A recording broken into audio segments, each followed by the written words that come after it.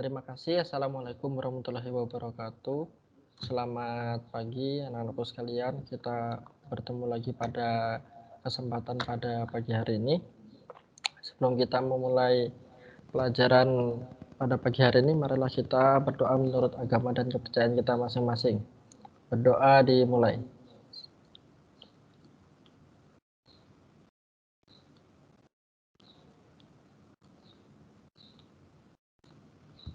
Ya, berdoa selesai.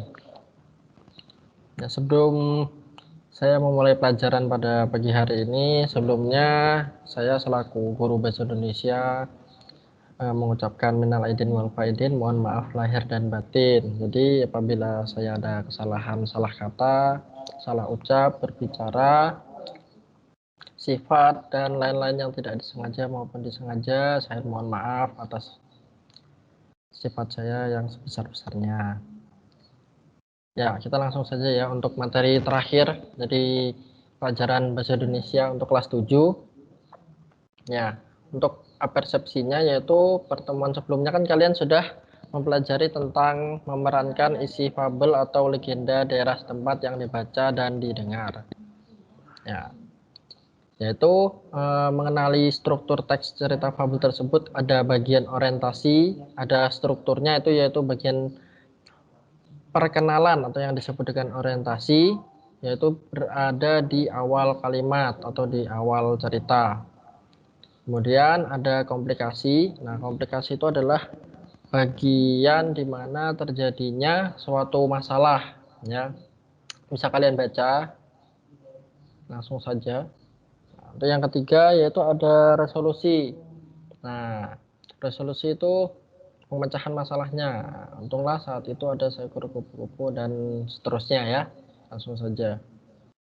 Kemudian, nah ini ada struktur teks fabel. Nah, sudah saya jelaskan sebelumnya tadi. Ada orientasi, komplikasi, resolusi, dan koda. Ya. Jadi orientasi itu adalah permulaan pada sebuah cerita yang berisikan dengan pengenalan. Nih, saya ulangi lagi. Pengenalan cerita fabel berarti ada di awal cerita tersebut. Nah, kemudian untuk komplikasi itu adalah bagian teks fabel yang berisikan mengenai puncak masalah. Jadi kalau ada pertanyaan bagian manakah yang termasuk masalah dari fabel tersebut, nah itu termasuk ke dalam struktur apa? Nah, dia masuk di dalam komplikasi. Jangan sampai terbalik-balik loh ya. Orientasi, komplikasi, resolusi. Nah, resolusi itu adalah bagian fabel yang berisi pemecahan masalah, namanya juga resolusi atau bisa disebut dengan solusi. Nah, solusi itu kan jalan keluar, jadi bisa diartikan sebagai pemecahan masalah yang dirasakan atau dialami oleh tokoh atau cerita tersebut. Kemudian yang terakhir ada bagian koda, yaitu bagian terakhir teks fabel yang berisi pesan-kesan, moral, amanat, dan lain-lain gitu. Jadi ada pesan yang tersirat di dalam cerita tersebut. Kemudian ada ciri-ciri fabel, itu ada tokohnya seperti binatang ya. Kemudian temanya pasti fabel yang biasanya tentang hubungan sosial. Wataknya pasti ada sifat-sifatnya. Kemudian tokohnya bisa melakukan komunikasi dan tingkah lakunya seperti manusia, jadi bisa berbicara. Kemudian sudut pandangnya itu sudut pandang orang ketiga. Untuk fabel ini alurnya alur maju. Kemudian ada konflik yang di dalam fabel tersebut menyangkut permasalahan dunia hewan yang mirip dengan dunia manusia.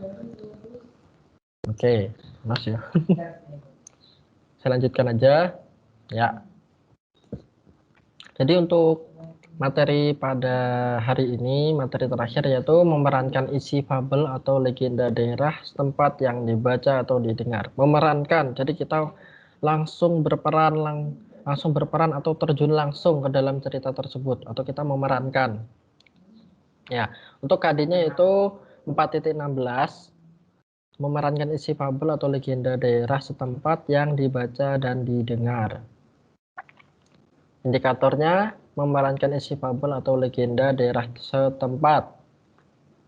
Untuk tujuan pembelajarannya, kalian di sini nanti bisa memerankan fabel. Maksudnya itu kalian bisa terjun langsung atau kalian coba mencontohkan ada sebuah cerita, itu kita sebagai tokohnya seperti itu. Kita mencoba memerankan atau saya coba menjelaskan di dalam materi pada pagi hari ini. Ya, yang pertama ya, untuk menulis cerita fabel itu ada beberapa langkah perencanaan. Nah, bisa diulangi lagi. Cerita fabel itu adalah sebuah karya tulis yang berisi cerita dengan tokoh hewan yang menggambarkan wataknya seperti manusia.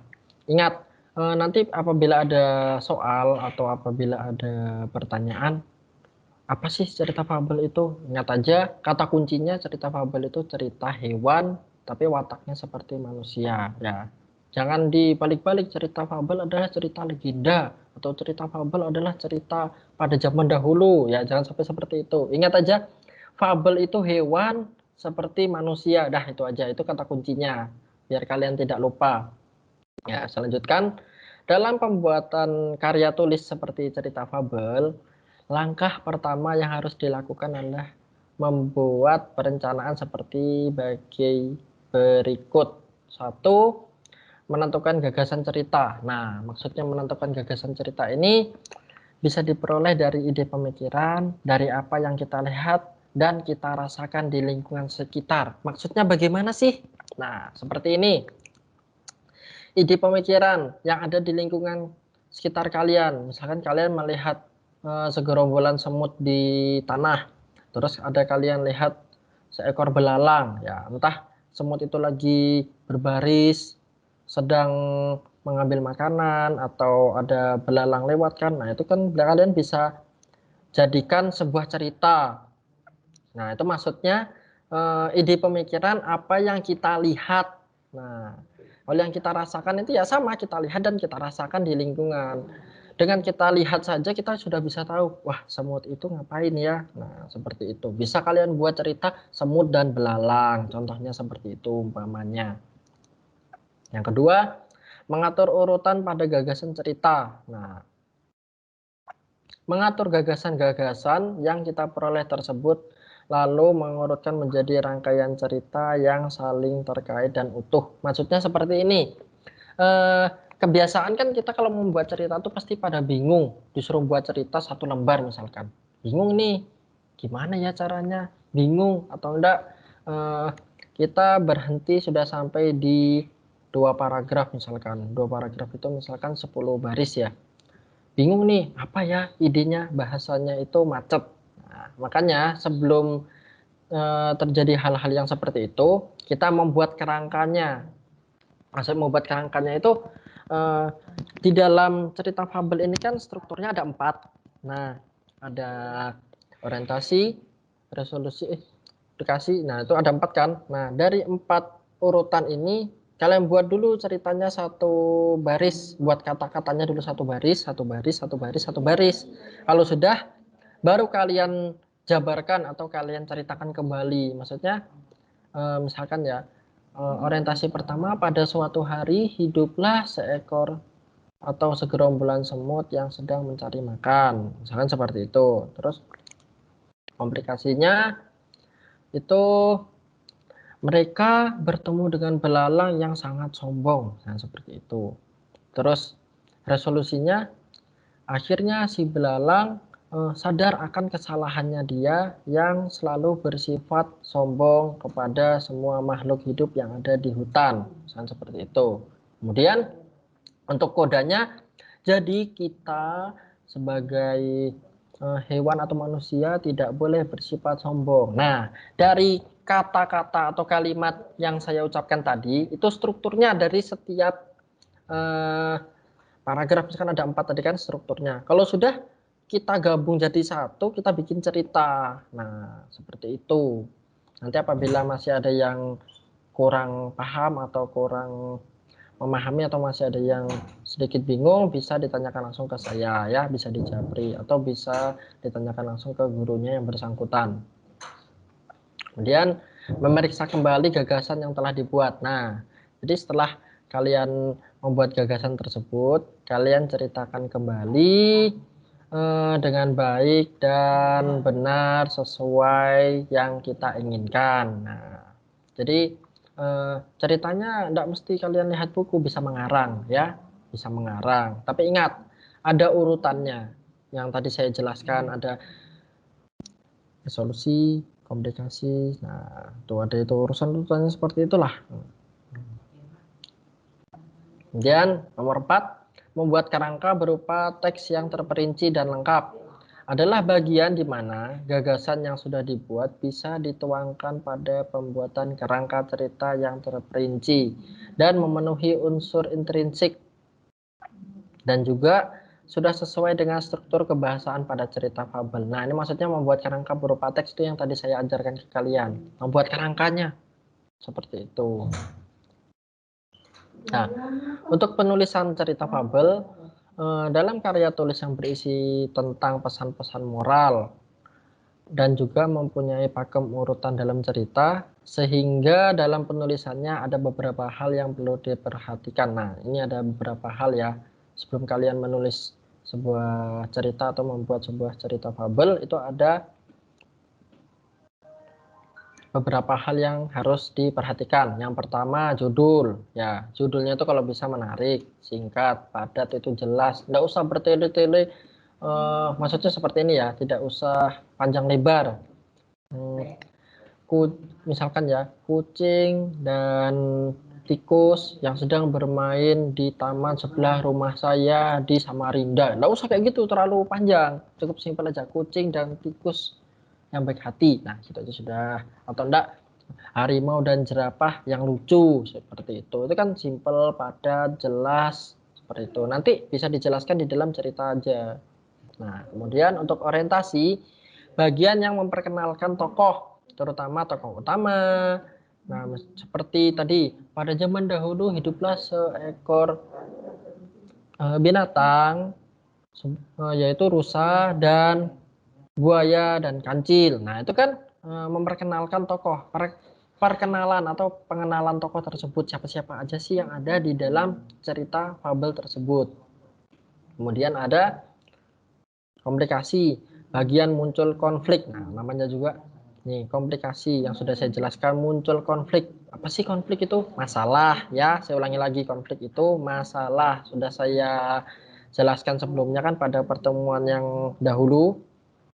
Nah, kemudian ada orientasi, yaitu bagian di mana konflik penyelesaian itu dibuat menarik dan akan berkesan ya. Maksudnya itu untuk menyelesaikan masalah yang ada di komplikasi ini tadi, itu bagiannya namanya orientasi.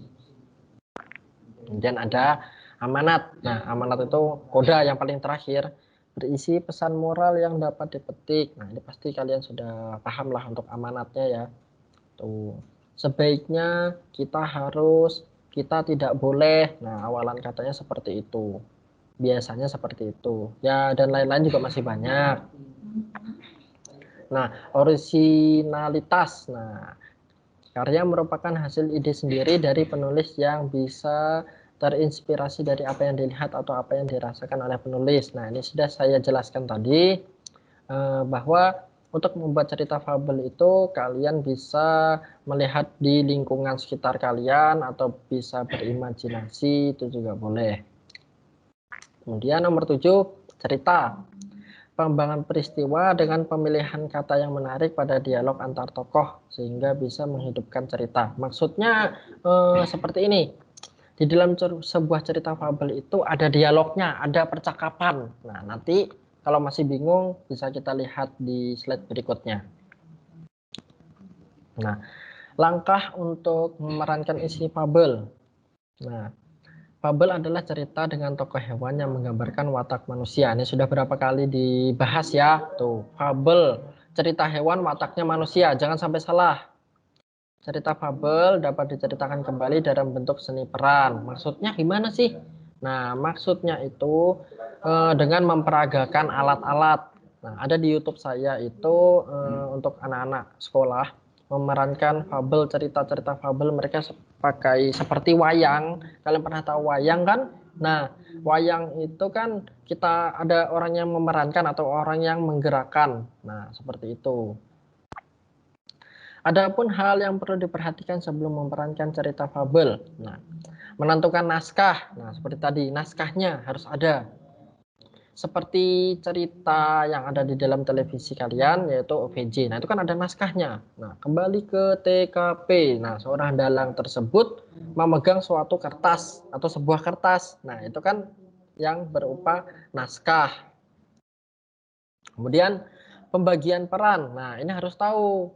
Maksudnya pembagian peran ini ada yang berperan sebagai hewan A, ada yang berperan sebagai hewan B, hewan C, dan seterusnya. Jadi perannya beda-beda lah. Nggak bisa sama. Kamu kelinci, saya juga kelinci. Jangan, tidak bisa seperti itu. Satu orang satu.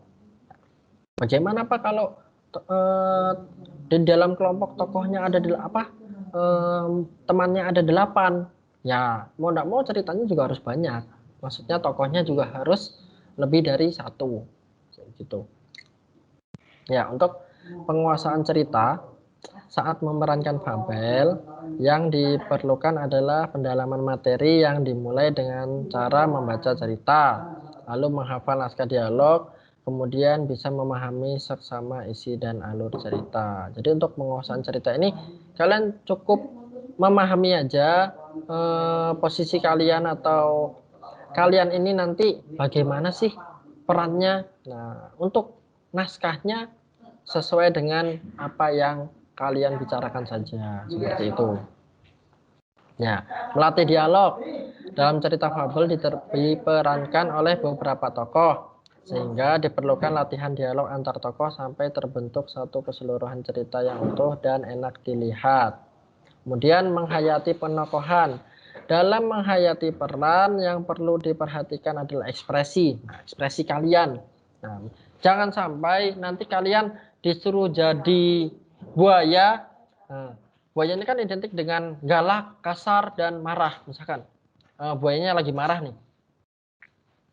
Saya akan memakan dirimu. Nah, masa seperti itu? Kan terlalu datar. Jadi sedikit galak lah. Seperti kalian marah itu bagaimana misalkan.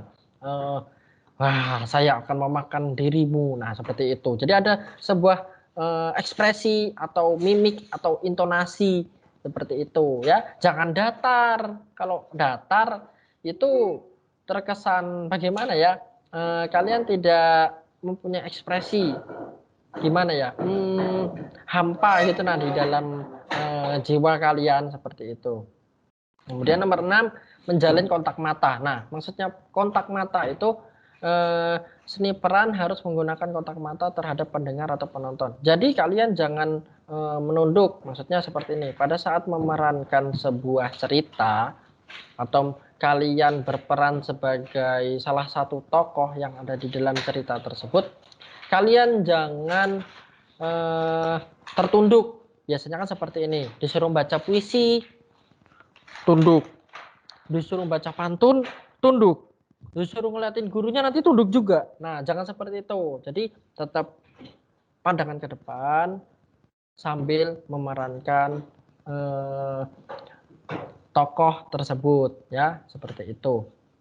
Kemudian untuk nomor 7, menggunakan alat peraga. Nah, maksudnya menggunakan alat peraga ini kan banyak.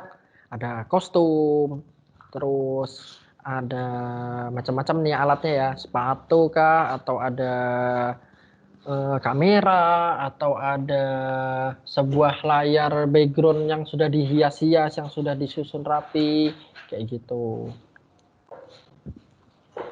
Ya. Nomor 3, mengubah cerita fabel menjadi teks drama. Nah, cerita fabel tersebut tadi bisa dirubah menjadi teks drama. Nah, dapat diceritakan kembali dalam bentuk seni peran. Sebelum menampilkan pementasan cerita fabel dalam seni peran, terlebih dahulu kita mengkonversi atau mengubah cerita dalam bentuk narasi. Nah, maksudnya gimana sih mengubah cerita?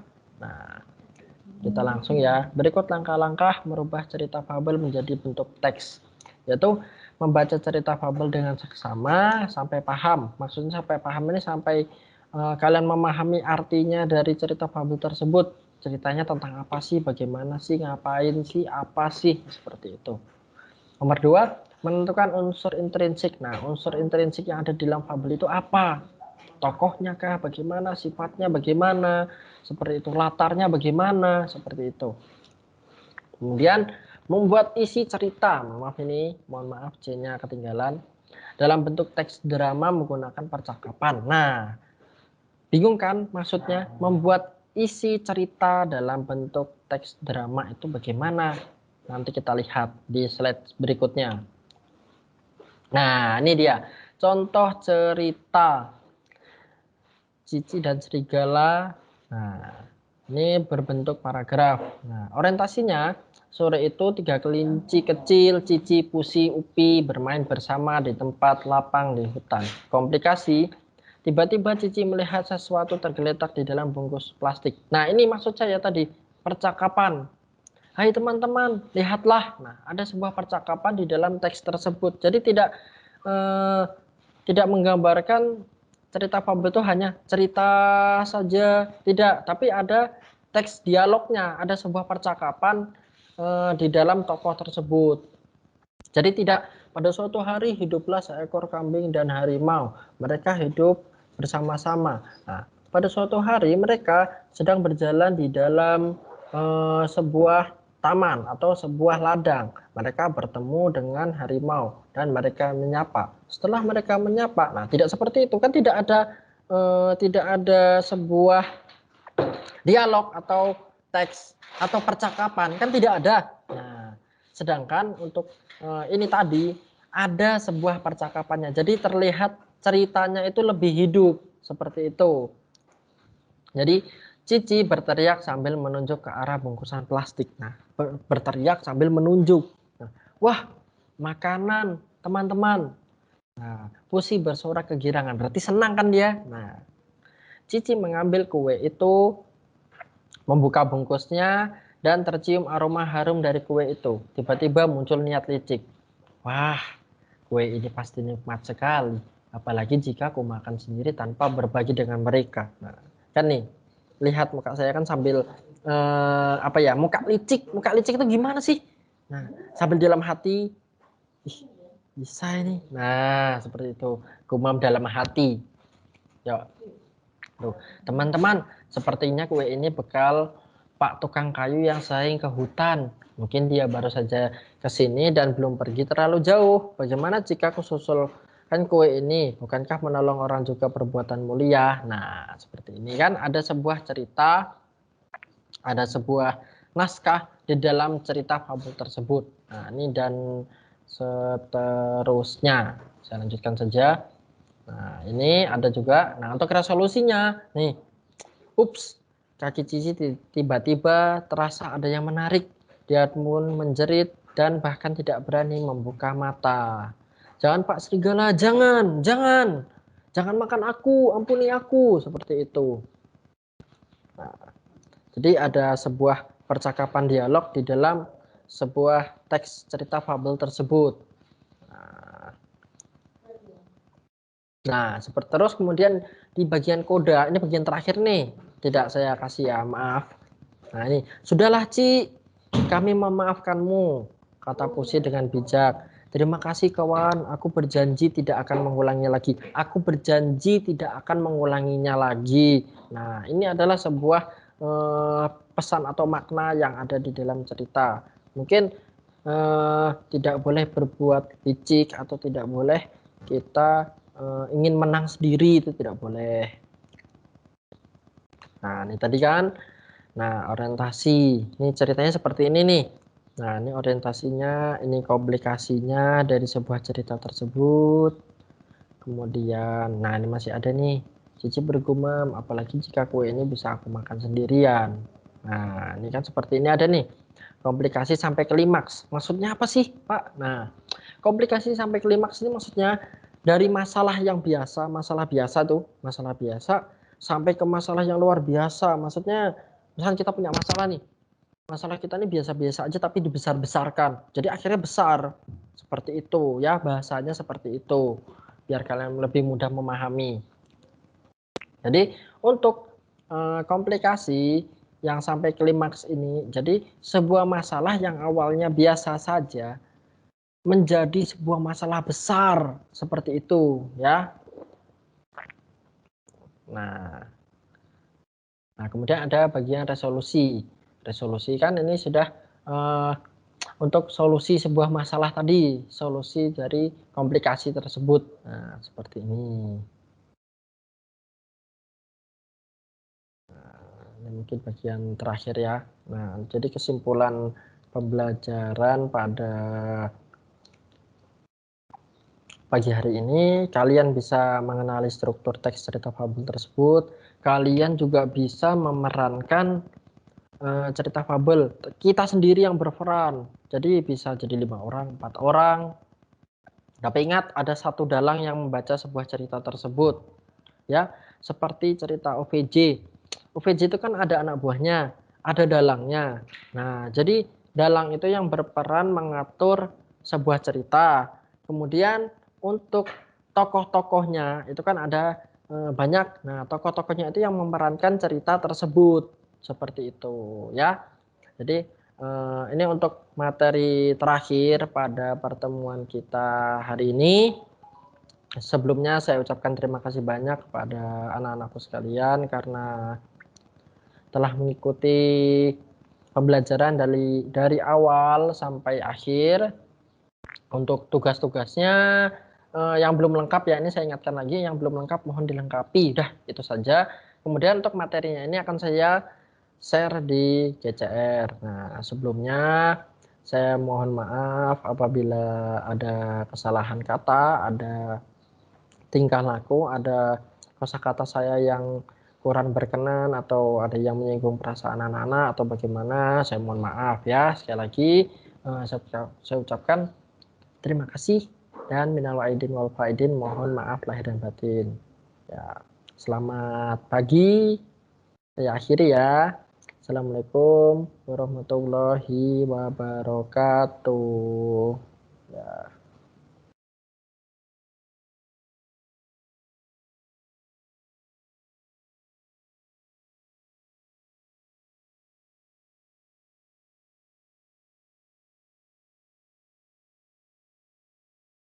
Oh ya lupa, sebelum saya akhiri ini kan ini masih ada 3 menit atau 5 menit. Nah, apabila dari materi tadi nih ada yang masih belum paham, bisa ditanyakan langsung ya. Yuk silakan, saya kasih waktu untuk bertanya. Apabila ada yang belum paham atau ada yang baru masuk, yang penting nanti saya share di GCR. Nah, silakan tulis komentarnya yang belum paham.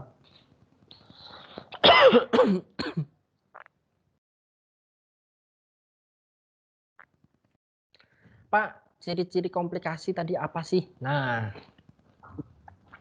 ingat, ada resolusi, komplikasi. Nah, ada, oh mohon maaf, ada orientasi, komplikasi, resolusi, koda. Oke, komplikasi. Ciri-cirinya komplikasi itu munculnya suatu masalah.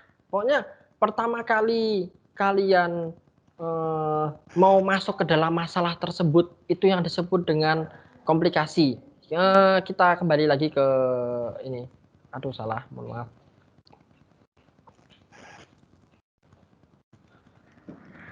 Wordnya salah, PowerPoint. Nah, untuk PowerPoint di bagian orientasi. Nah, ingat orientasi itu kan tadi sebuah pengenalan di awal. Pengenalan di awal itu kan tokoh-tokohnya siapa. Nah, sudah selesai. Kemudian kalau masuk di bagian komplikasi, komplikasi itu awal mau masuk ke sebuah masalah. Itu nah ciri-cirinya bagaimana? Kalian baca dulu semua. Kalau bagian orientasinya itu sudah selesai ya. Nah, kemudian muncul kalimat berikutnya. Nah, itulah bagian komplikasi. Maksudnya gini, orientasi itu kan pengenalan tokoh. Misalkan si siapa ya? Sebuah apa 3 ekor kelinci nih, misalnya contoh seperti ini. Di sebuah hutan tinggal 3 ekor kelinci yang bersahabat. Mereka bernama ini. Sore itu mereka sedang bermain di tempat lapang. Tiba-tiba Cici melihat suatu tergeletak dalam bungkus plastik. Nah, ini bagian orientasi, pengenalan tokoh. Mereka menyebutkan tokohnya siapa sih? Misalkan seperti ini juga ya. Di suatu pulau hiduplah 2 ekor dinosaurus bernama Andi, Heru. Nah, mereka sedang bermain di lapangan. Udah, itu bagian orientasi. Kalimat berikutnya lagi atau paragraf yang berikutnya itu bagian komplikasi. Muncul suatu masalah awal mulanya, tapi belum klimaks, tapi masih komplikasi. Masih awal. Itu yang menandakan bagian komplikasi itu seperti itu. Jadi untuk menentukan bagian komplikasi itu kalian tentukan dulu orientasinya. Kalau sudah kalian tahu orientasinya itu yang mana, baru kalian nanti paham komplikasinya itu.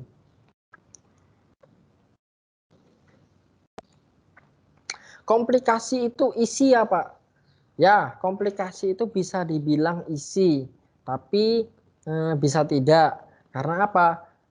Isi dari cerita tersebut itu kan ada komplikasi dan resolusi seperti itu. Jadi untuk menentukan komplikasi itu kalian tentukan dulu orientasinya. Orientasi itu kan tadi pengenalan tokoh. Nanti kalau sudah dikenalkan tokohnya, stop. Kemudian kalian berlanjut ke cerita atau ke paragraf yang berikutnya, itu sudah masuk ke bagian komplikasi. Seperti itu. Sampai sini paham kan? Atau apabila misalkan ada yang masih belum nih, belum paham atau belum ngerti, bisa ditanyakan ke saya. Ingat, untuk bagian komplikasinya itu kalian harus menentukan orientasinya dulu. Kalau sudah kalian selesai menentukan orientasi, baru kalian bisa masuk ke komplikasi. Jangan langsung ke komplikasi, kalian pasti bingung nanti. Ya, orientasi itu ingat perkenalan tokoh. Biasanya kalau perkenalan, kalian pasti tahu kan perkenalan itu apa? Pada saat kalian baru pertama kali bertemu dengan wali kelas kalian. Nah, itu kan kalian harus berkenalan. Nah, seperti itu. Jadi sebelum masuk ke permasalahan cerita, kalian harus memperkenalkan atau di dalam cerita tersebut harus ada perkenalan, ya. Oke, ada yang mau ditanyakan lagi? Silahkan. Sebelum saya akhirin. Sebelum saya akhiri, silahkan. Ini dari pertanyaan dari Azam, Islami 7A. Ini sangat bagus ya, komplikasi.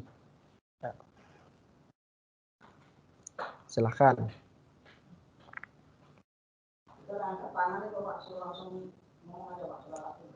Siapa?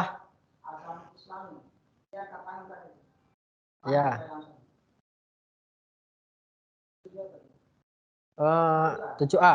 Oh ya Pak, Azram Islami. Satu lagi Pak, resolusi kemarin tugasnya rada bingung. Oh ya, nanti bisa dijapri saya untuk tugas ya. Apabila ada yang masih bingung, bisa langsung japri WA saya atau bisa dihubungi dari masing-masing gurunya. Siapa yang mengajar, misalkan dengan Bu Dewi siapa, kelas berapa, atau kelas atau Bu Neti siapa. Gitu. Kalau 7A dengan saya sendiri ya. Oke, tidak ada lagi yang ingin bertanya. Ya, mungkin saya akhiri untuk pertemuan pada pagi hari ini. Selamat pagi, selamat beraktivitas, jaga kesehatannya. Sampai jumpa, sampai bertemu kembali. Ya, waalaikumsalam. Assalamualaikum. Ada yang bertanya nih. Siren Naura, sebelum saya tutup. Bentar. Iya, lagi ngetik. 7K.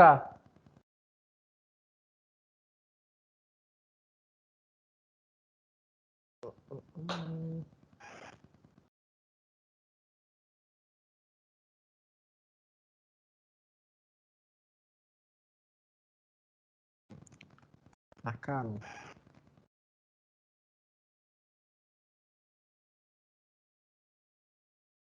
Oh, enggak ada, sudah cukup ya. Terima kasih, saya akhiri ya. Ya. Assalamualaikum warahmatullahi wabarakatuh. Jangan lupa belajar untuk ulangannya nanti ya. Terima kasih. Ya.